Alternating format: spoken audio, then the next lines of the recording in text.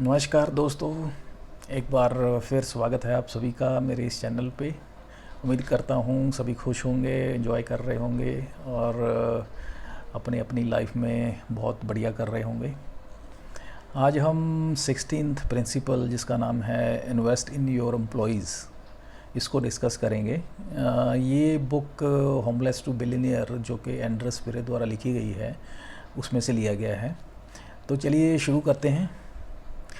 एक प्रोवर्ब है जिसका मीनिंग है कि अगर आप मुझे लिफ्ट करते हैं और मैं आपको लिफ्ट करता हूँ, तो उसमें दोनों का फ़ायदा है कि हम दोनों ही लिफ्ट हो जाएंगे। यानी कि इसका मतलब है, if I help you, you help me, both will be helped. दोनों का फ़ायदा है। This is the meaning of this proverb.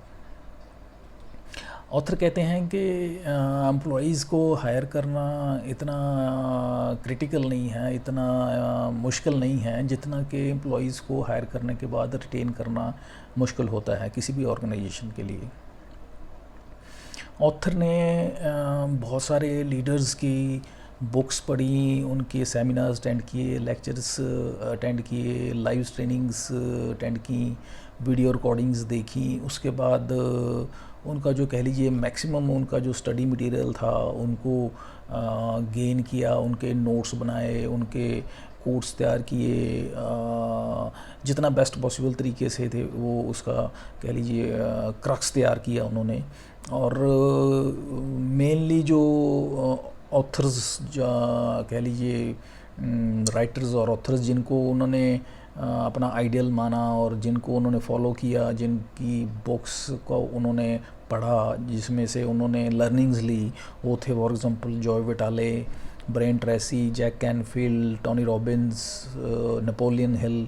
इस तरह से ये 4-5 जो हैं ऑथर्स राइटर्स थे, ये जो हैं वर्ल्ड रेनाउंड ऑथर्स हैं। इनकी जो बुक्स थी मैक्सिमम ऑथर ने एंड्रस पिरे ने पढ़ी और मैक्सिमम लर्निंग ली पहले तो खुद, और उसमें से क्रक्स निकाले। और फिर ये इसने क्या किया, इन सभी को जो कह लीजिए अपने एम्प्लॉयज़ थे अपने ऑर्गेनाइजेशंस में, उनको एक कह लीजिए सॉर्ट ऑफ ट्रेनिंग की फॉर्म में छोटे छोटे सेमिनार्स करके उनको ये लर्निंग जो उनके साथ शेयर करता था। उसका पर्पज़ ये होता था कि जो एम्प्लॉयज़ की जो लर्निंग कैपेबिलिटी बढ़े और वो एम्प्लॉयज़ जो हैं उनकी जो एक कैपेबिलिटी बढ़े और उनमें उनका इंटरेस्ट पैदा हो मोर लर्निंग के लिए। और रादर इसका एक्चुअल में होता भी था, एम्प्लॉयज़ उसको आके पूछते थे कि सर आपने ये जो लर्निंग्स हैं या ये जो आपने हमारे साथ डिस्कस किया, आपने कहाँ से ये पढ़ा या कौन सी बुक से आपने लिया मटेरियल, हम भी देखना चाहते हैं, हम भी पढ़ना चाहते हैं। तो इसका कहने का मतलब है ऑथर जो चाहता था कि एक इंटरेस्ट पैदा हो एम्प्लॉयज़ में, और एम्प्लॉयज़ भी हैं जो उनकी लर्निंग की एक जो इच्छा है या एक हैबिट है वो बने, वो उस तरीके से बनती थी और वो डेवलप की उसने। और इसका अल्टीमेटली बेनिफिट ये होता था कि एम्प्लॉयज़ जो थे वो ऑलवेज़ लर्निंग मोड में रहते थे और उसमें आगे चल के वो बेनिफिट होता था कि इंस्पायर्ड रहते थे, मोटिवेटेड रहते थे। उसका आगे बेनिफिट ये होता था कि उनकी जो प्रोडक्टिविटी जो है एनहांस्ड होती थी और अल्टीमेटली बिजनेस को वो पॉजिटिव इफेक्ट होता था, बिजनेस की प्रॉफिटेबिलिटी जो बढ़ती थी। और जो एम्प्लॉयज़ थे, इसमें एक बहुत बड़ी ऑथर कहते हैं कि मिथ है हमारी सोसाइटी में कि जैसे ही हमारी स्कूलिंग समाप्त हुई, चाहे वो 10th तक है, चाहे वो ग्रेजुएशन तक है, जैसे ही हम अपनी स्कूलिंग समाप्त करते हैं उसके बाद हम सोचते हैं कि आगे हमें कुछ पढ़ने की ज़रूरत नहीं है, ज़िंदगी में कुछ लर्न करने की ज़रूरत नहीं है। कहते ये बहुत हमारी एक गलत मिथ है, या एक बहुत मिसअंडरस्टैंडिंग है, या बहुत गलत सोच है। क्योंकि रादर रियलिटी ये है कि जब हम किसी प्रोफेशन में आते हैं, जैसे कि जब हम पढ़ने के बाद अपनी रियल लाइफ में कुछ करना स्टार्ट करते हैं, रादर तब ही कह लीजिए हमारी लाइफ हमें सिखाना शुरू करती है, रादर तभी हमारी लर्निंग्स एक्चुअल जो लाइफ की हैं स्टार्ट होती हैं। तो तब हमें जो कह लीजिए हमारे लिए लर्न करना और मैक्सिमम चीज़ों को ग्रैब करना तब हमारे लिए और ज़्यादा इम्पोर्टेंट हो जाता है। तो लर्निंग जो है एक कंटिन्यूस जर्नी है आपकी लाइफ में। ये ऐसा नहीं है कि आपने स्कूलिंग ख़त्म कर ली, आप लर्निंग आपकी बंद कर दी है आप, या उसके बाद आपको पढ़ना नहीं है, लर्निंग करना। ऑथर कहते हैं नहीं, ये हमारा मिथ है या हमारी गलत सोच है, इसको ठीक करना चाहिए। रादर ये हमारी एक कोशिश होनी चाहिए कि जो आपकी लर्निंग है वो एक लाइफ लॉन्ग जर्नी समझ के उसको कंटिन्यूस रखना चाहिए। और जब ऑथर कहते हैं कि एम्प्लॉयज़ लर्न करते थे तो उसके साथ वो क्या कहते हैं उनकी प्रोडक्टिविटी बढ़ जाती थी और वो डेडिकेटेड हो जाते, एनर्जेटिक फील करते थे और एंथुजियास्टिक हो जाते थे उनके एम्प्लॉयज़। ये उन्होंने उनमें चेंज देखा और अल्टीमेटली पॉजिटिव इफेक्ट जो है बिजनेस पे पड़ता था। और फाइनली जो कह लीजिए जो एक एंटरप्रेन्योर होने के नाते जो ऑथर एक्सपेक्ट करता था बिजनेस की प्रॉफिटेबिलिटी पॉइंट ऑफ व्यू से, वो उसको मिलती थी, बढ़ती थी उसकी। और ऑथर ये हमेशा इंश्योर करता था कि जब भी कोई नया एम्प्लॉई वो हायर करता था तो सबसे पहले वो ये जानने की कोशिश करता था कि उसके लाइफ में एस्पिरेशंस क्या हैं, वो चाहता क्या है, या गोल क्या हैं लाइफ में उसके अचीव करने के एम्प्लॉई के। और या उसके बाद कह लीजिए अगर नहीं है या उसने प्रॉपर जस्ट उसको क्लैरिटी नहीं है तो उसको वो गोल सेटिंग में उसकी मदद करता था, उसको गोल सेटिंग करवाता था। फिर गोल सेटिंग के बाद उसको वो कैसे अचीव करवाने हैं, कैसे अचीव करने हैं, उसमें उसकी सपोर्ट करता था, उसको फैसिलिटेट करवाता था। और इसके बाद फिर नेक्स्ट स्टेप वो धीरे धीरे क्या करता था कि उसका फॉलोअप भी रखता था। फॉलोअप इन द सेंस के वीकली प्लान में क्या कुछ कंप्लीट करना है, मंथली क्या कुछ गोल्स हैं आपके, क्वार्टरली क्या गोल्स हैं, हाफ ईयरली क्या गोल्स हैं, ईयरली क्या गोल्स हैं। इस तरीके से प्रॉपर फॉलोअप रखते थे या करता था, या एम्प्लॉई को करने के लिए बोलता था। उसका फ़ायदा ये होता था कि जो प्रॉपर फॉलोअप से ये कह लीजिए कि जो एक सेंस ऑफ अकम्पलिशमेंट जो है वो आती थी। और जब भी कोई चाहे छोटा गोल होता था चाहे बड़ा गोल होता था, जब कोई भी टीम में अपना अचीव करता था, कंपनी की जो कोई भी एम्प्लॉयज़ की टीम में अचीवमेंट कोई होती थी किसी के भी गोल की, चाहे छोटा या बड़ा, तो सभी लोग मिलके फिर उसको सेलिब्रेट करते थे और एक एज ए टीम एंजॉय करते थे। इससे क्या होता था, एक सेंस ऑफ कंप्लीशमेंट और आपस में एक मिलवर्तन की भावना जो कह लीजिए वो बढ़ती थी। और ऑथर हमेशा एक बहुत ही ज़्यादा डिप्लोमेटिक वे से पेश आता था अपने एम्प्लॉयज़ के साथ, बड़ा डिप्लोमेटिकली प्ले करता था।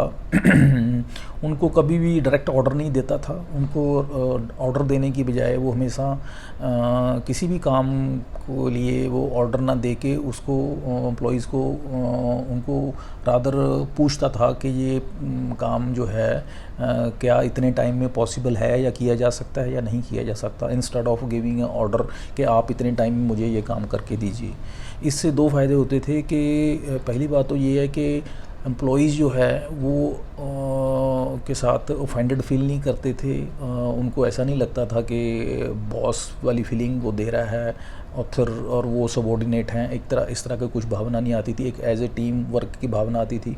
दूसरा बेनिफिट ये होता था, एम्प्लॉयज़ जो थे वो रियल फीडबैक देते थे कि एक्चुअल में वो प्रैक्टिकली फिजिबल है या नहीं है। क्योंकि कई बार अगर आप एज ए बॉस कुछ ज़बरदस्ती करवाने की कोशिश करेंगे या ऑर्डर देने की कोशिश करेंगे तो हो सकता है एम्प्लॉयज़ अंडर प्रेशर वो बोल दें कि जी यस हम कर देंगे या पॉसिबल है, एक्चुअल में वो पॉसिबल ना हो।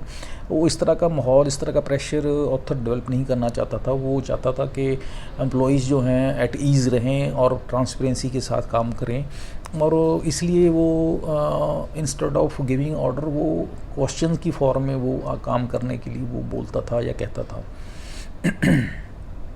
और एम्प्लॉयज़ भी अपना जो है कह लीजिए पूरा एफिशिएंटली काम करते थे, नो डाउट, और जो बेस्ट पॉसिबल वे तरीके से जो प्रॉब्लम सॉल्विंग करते थे, सॉल्यूशंस निकालते थे और जितना बेस्ट पॉसिबल हो सकता था वो करके देते थे।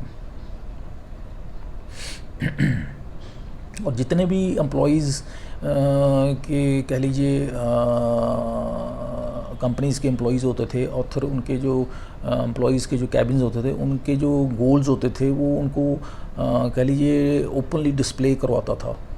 ओपनली डिस्प्ले करवाने का पीछे पर्पज़ ये होता था कि बाकी लोग भी उनको देखें, अंडरस्टैंड करें और जितना बेस्ट पॉसिबल तरीके से वो उनकी उस XYZ एम्प्लॉय की हेल्प कर सकते हैं, उनको अचीव करने में हेल्प करें। और इससे फ़ायदा ये होता था कि हर कोई जो है एक दूसरे की हेल्प करता था उनके गोल अचीव करने में, और एक ये आपस में कह लीजिए टीम वर्क बढ़ता था और एक सिम्बियोटिक रिलेशन बढ़ता था, एक दूसरे में कह लीजिए अंडरस्टैंडिंग बढ़ती थी और इसका सभी को फ़ायदा होता था। इसमें कह लीजिए रिलेशनशिप जो हैं आपस में एम्प्लॉयज़ के वो अच्छे होते थे, ट्रस्ट बढ़ता था, डिपेंडेंसी बढ़ती थी, अकाउंटेबिलिटी बढ़ती थी, टीम वर्क बढ़ता था। तो ये इसके जो कह लीजिए 3-4 बेनिफिट्स होते थे। और एक कहावत भी है कि better your team perform more they will achieve in life. कहते हैं जितना आपकी टीम अच्छा परफॉर्म करेगी इतना ही वो अपनी लाइफ में ज़्यादा अचीव करेंगे। ये एक सेइंग भी है, एक कहावत भी है। इसमें 1-2 कॉन्सेप्ट्स हैं ऑथर ने शेयर किए इस चैप्टर में। कॉन्सेप्ट है find out what is important. इसमें एक एग्ज़ाम्पल दी है ऑथर ने। एक उसकी चीफ असिस्टेंट थी नैनी, उसके बारे में उसने एग्ज़ाम्पल दी है। नैनी जो थी बेसिकली पहले इसके ऑथर के साथ काम करने से पहले किसी और एम्प्लॉयर के साथ काम करती थी, और ऑथर चाहते थे कि ये नैनी जो है as a assistant, chief assistant इनके साथ काम करे। इन्होंने उसको अप्रोच किया समहाउ डायरेक्टली इनडायरेक्टली और उनको ऑफ़र की जॉब की, बट नैनी ने उसको मना कर दिया। फिर उन्होंने उनको फाइनेंशियली कुछ बेनिफिट्स देने की ऑफ़र की या कुछ और इंटेंजिबल बेनिफिट्स एम्प्लॉयमेंट के साथ देने की ऑफ़र की, वो भी उसने मना कर दिए। तो ये ऑथर थोड़े मतलब कंफ्यूज हो गए कि ये इतनी ऑफ़र्स मैं दे रहा हूँ तो ये मना क्यों कर रहे हैं। तो इन्होंने फिर उनको एक डिनर पे इनवाइट किया नैनी को। तो डिनर पे फिर इसने कोशिश की जानने की इसके पीछे रीज़न क्या है, ये मना क्यों कर रहे हैं इस ऑफ़र को। तो अल्टीमेटली इसने फिगर आउट किया कि नैनी की एक डॉटर है जो कि थाईलैंड से बाहर कहीं स्टडी कर रही है, और ये नहीं चाहती है कि किसी तरीके से भी उससे आउट ऑफ टच हो जाए और उसकी जो पढ़ाई है वो डिस्टर्ब हो किसी भी तरीके से। और इसका उसके लिए ये किसी तरह का भी कॉम्प्रोमाइज़ करने के लिए तैयार थी, इन द सेंस कि जहाँ पे भी जिस एम्प्लॉयर के साथ भी ये काम कर रही थी उसमें इसको जो भी वो सैलरी दे रहा था, जो भी इसको फैसिलिटी मिल रही थी, वो वहाँ पे सेटिस्फाइड थी, इन द सेंस कि उसको लग रहा था कि मैं जो भी मेरा सिस्टम चल रहा है वो ठीक है। अगर मैं चेंज करूँगी तो हो सकता है आगे मेरे को दिक्कत आए, क्योंकि वो किसी भी हालत में अपनी बेटी को डिस्टर्ब नहीं करना चाहती थी या उसे दूर नहीं जाना चाहती थी या उसके साथ कह लीजिए पढ़ाई की उसको डिस्टर्बेंस नहीं करना चाहती थी। यानी कि मेन फोकस उसका अपनी बेटी पे था। तो ये बात को ऑथर समझ गए कि मेन फोकस उसका जो है अपनी बेटी पे है, बाकी सारी चीज़ें जो हैं उसके लिए सेकेंडरी हैं। इस चीज़ को समझने के बाद फिर ऑथर ने फाइनली डिसाइड किया आउट ऑफ द वे जाके, जो एक ट्रेडिशनल मेथडोलॉजी होती है एम्प्लॉय को हायर करने की, उसमें फिर इन्होंने नैनी को ऑफ़र किया कि ठीक है मैं आपको जॉब की ऑफ़र करता हूँ। उसमें ये है कि ऑफ़र में आप मेरे लिए डेडिकेटेडली पैशनेटली काम करेंगी, पहली बात। और दूसरी उसमें इन ल्यू ऑफ दैट मैं आपसे ये एक्सपेक्ट करता हूँ कि इसमें आप मेरे लिए डेडिकेटेडली काम करेंगी, उसके लिए इन ल्यू ऑफ दैट मैं ये करूँगा कि आपकी जो बेटी है उसको मैं थाईलैंड में पहले तो एक वापस ले आऊँगा, आपके पास नज़दीक ले आऊँगा। आपको जो अभी थाईलैंड में नहीं है वो अभी थाईलैंड में वापस आ जाएगी, उसको थाईलैंड में ले आऊँगा। और दूसरा सेकेंडली मैं यहाँ पे थाईलैंड में सबसे बढ़िया इंटरनेशनल स्कूल में उसकी एडमिशन कराऊँगा, और उसकी इस पढ़ाई का जब तक वो 18 साल की नहीं हो जाती तब तक उसकी सारी पढ़ाई का खर्चा मैं उठाऊंगा, यानी कि कंपनी उठाएगी। तो ये उसने ऑफ़र उसको कर दी। ये जब ऑफ़र नैनी को उसने की तो नैनी ने सारा फिर कैलकुलेट किया और उसको सारा वैल्यूट किया, तो उसने तब जाके इसको ऑफ़र को यस किया। तो ये इस तरीके से उसने दिखाया कि कैसे उसने आउट ऑफ द वे जाके एक जो ट्रेडिशनल मेथड ऑफ हायरिंग था एम्प्लॉइज़ का, किस तरह से उसने उसकी एम्प्लॉई की एक इम्पोर्टेंस को समझते हुए, उसकी जो रिक्वायरमेंट्स को समझते हुए, किस तरीके से ये आउट ऑफ द वे जाके इसने उसको उसकी रिक्वायरमेंट्स को समझते हुए उनको फुलफ़िल किया और उसको हायर किया अपने लिए, और अल्टीमेटली उसका बाद में इसको बेनिफिट भी बहुत हुआ। नेक्स्ट कॉन्सेप्ट है benefits of investing in your employees. इसमें कहते हैं कि शुरू में वो हेसिटेट उसने किया जब उसने नैनी को ये ऑफ़र दी कि पता नहीं रादर बाकी भी ये इनको बोला कि कहीं ऐसा ना हो कि आप ये ऑफ़र तो कर रहे हो नैनी को और ये मान भी ले और आप उसकी बेटी को यहाँ पे ले भी आएँ थाईलैंड में और उसकी पढ़ाई भी का खर्चा भी ले लें, उठा लें, लेकिन बाद में पता चले कि वो नैनी रिज़ाइन करके भाग जाए या ऐसा कुछ हो जाए। तो एक रिस्क था ये। तो ये होने के बाद फिर उसने, लेकिन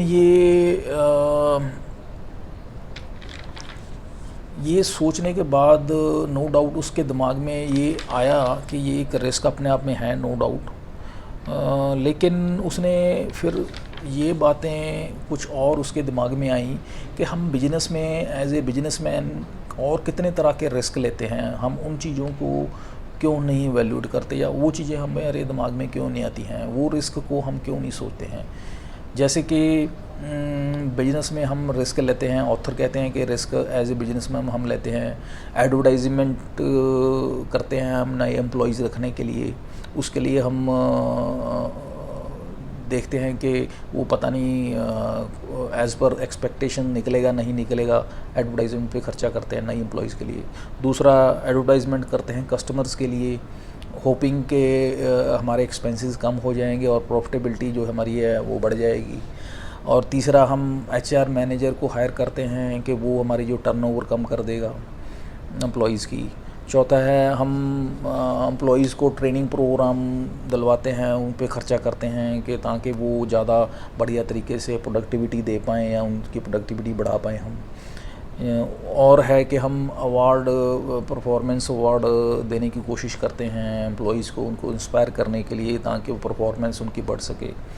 या कह लीजिए हम अपनी टेक्नोलॉजी में पैसा इन्वेस्ट करते हैं ताकि जो अपनी आउटपुट जो है एम्प्लॉइज़ की बढ़ा सकें। तो ये भी अल्टीमेटली जो कहते हैं ऑथर कहते हैं ये भी रिस्क हैं, इनमें भी आउटपुट आएगी नहीं आएगी इसकी कोई श्योरिटी नहीं है। तो जब फिर ये सारे रिस्क देखते हैं और वो रिस्क देखा नैनी वाला, तो ऑथर का माइंडसेट भी ये था कि ऑथर अपने एम्प्लॉइज़ पे इन्वेस्टमेंट ज़्यादा करना उस पर विश्वास करते थे एज़ कम्पेयर टू इंफ्रास्ट्रक्चर और टेक्नोलॉजी। तो इन्होंने फिर वो जो था नैनी पे इन्वेस्टमेंट करना वो ज़्यादा ठीक समझा और उसका उनको बेनिफिट भी हुआ, जैसे पहले बताया।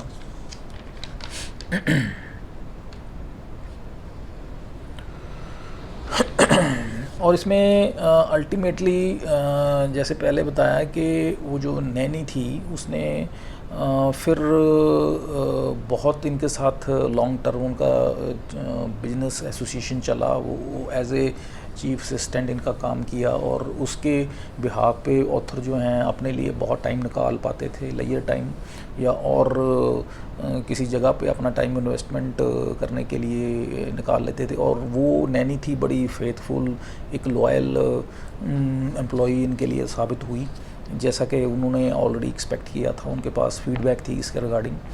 इन द नटशेल उनको ये एक बहुत अच्छी एज ए कह लीजिए बिजनेस डील रही उनके लिए, क्योंकि ऑथर का हमेशा ये माइंडसेट जैसे पहले बताया कि यही था रहता था कि वो अपने एम्प्लॉइज़ में ज़्यादा इन्वेस्ट करते थे as compare to infrastructure and technology.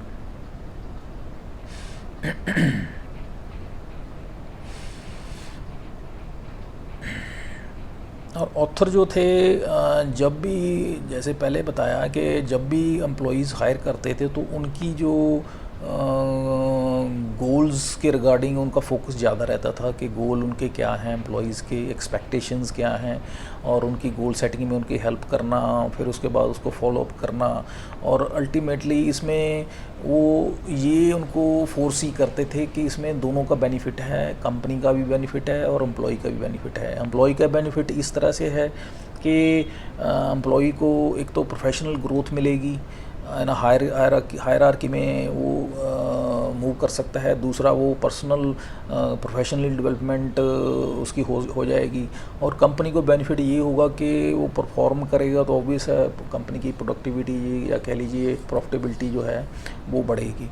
तो इस तरीके से ये सिम्बियोटिक रिलेशन है, इस चीज़ को वो इस तरीके से देखते थे और इसका उनको बेनिफिट भी होता था।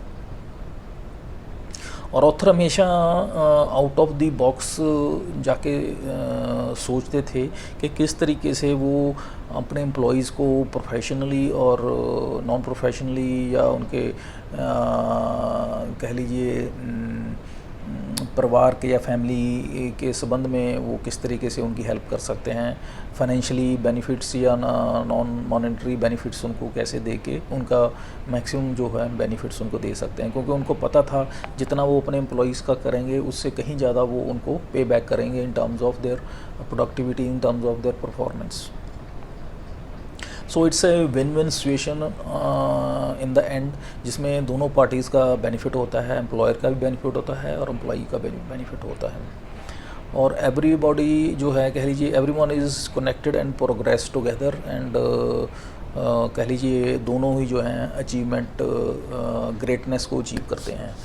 सो this is all about this concept principle 16th, जिसका नाम है इन्वेस्ट इन योर एम्प्लॉयज़।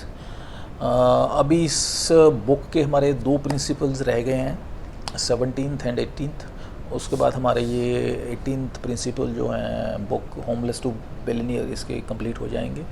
तो नेक्स्ट वीडियो में हम 17th प्रिंसिपल डिस्कस करेंगे। तब तक के लिए आज्ञा दीजिए मुझे। Have a nice day, thank you. जाने से पहले एक बार फिर आप सभी से रिक्वेस्ट, बेनती, गुजारिश कि प्लीज़ इस वीडियो को ज़्यादा से ज़्यादा शेयर करिए, लाइक करिए, कमेंट करिए और सब्सक्राइब करिए प्लीज़। Thank you.